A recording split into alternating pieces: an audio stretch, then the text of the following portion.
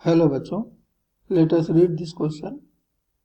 2 point electric charges of values q and 2q are kept at a distance d apart from each other in air. A third charge, capital Q, is to be kept along the same line in such a way that the net force acting on q and 2q is 0.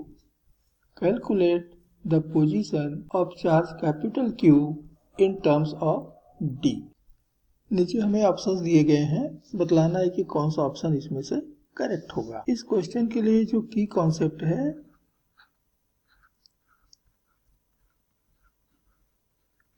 वह है Coulomb's law.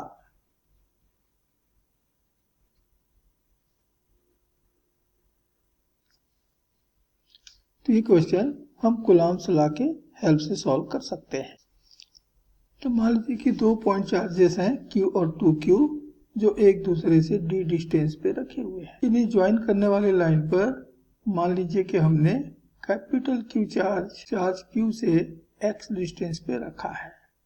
तो निश्चित है कि ये charge 2Q से जो distance होगा वो D माइनस X के बराबर होगा, क्योंकि पूरा डिस्टेंस जो है वो हमने कहा था कि ये D के बराबर है. तो क्वेश्चन कहता है कि स्मॉल q पर जो नेट फोर्स है वो 0 है.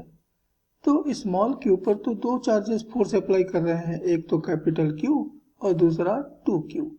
इन दोनों का जो नेट फोर्स होगा वह हो रहा है 0. Force applied on the charge small q.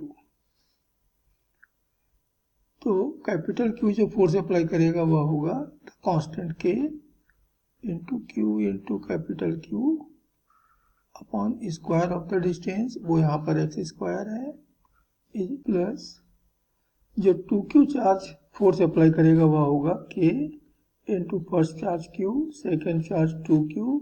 तो दोनों चार्जेस के बीच का डिस्टेंस का स्क्वायर और ये होगा D का स्क्वायर, और ये इनका सम जो है वो 0 के बराबर है. तो KQ capital Q by x square is equal to minus KQ 2Q upon D का स्क्वायर.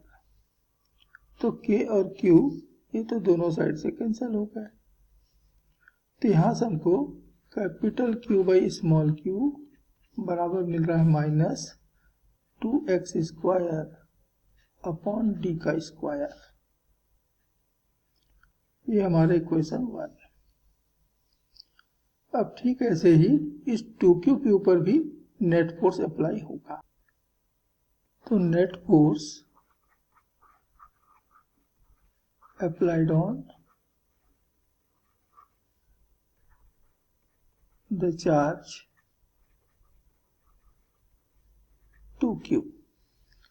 तो एक पे अप्लाई करेगा कैपिटल Q, ये हो गया KQ इंटू 2Q, और दोनों के बीच का डिस्टेंस ये हो गया D माइनस एक्स का square, plus KQ into 2Q small q के द्वारा फोर्स अप्लाई होगा, और इनके बीच का डिस्टेंस है D का स्क्वायर, और ये बराबर होना चाहिए 0. So KQ 2Q upon D minus X का square equal to minus KQ 2Q upon D का स्क्वायर. तो K2 और Q ये दोनों साइड से कैंसिल हो गए. तो यहाँ से भी हम Q बाई Q कैलकुलेट कर लें तो बराबर आ गया माइनस D माइनस एक्स का स्क्वायर अपॉन D का स्क्वायर. ये हमारा इक्वेशन नंबर 2. इक्वेशन 1 और इक्वेशन 2 ये दोनों ही Q बाई Q यानी सेम रेशियो की वैल्यू बता रहे हैं, तो राइट हैंड साइड भी इक्वल ही होंगे. सो फ्रॉम इक्वेशंस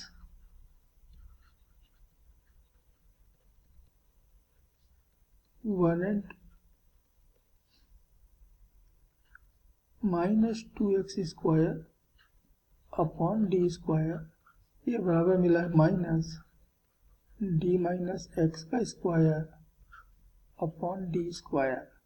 तो डी स्क्वायर तो कैंसिल, माइनस साइन भी कैंसिल। अब दोनों साइड का स्क्वायर रूट निकाल दें तो हमको मिल रहा है root two x is equal to D minus x. X को एक तरफ किया तो root two x plus x equal to D, x common लिया तो root two plus one is equal to D and therefore x is equal to D upon root two plus one and this is answer of this question. तो चलिए देखें कौन सा option correct है। इस question के लिए ऑप्शन बी करेक्ट आंसर होगा and this is final answer of the question. Hope you understood it well. Best of luck.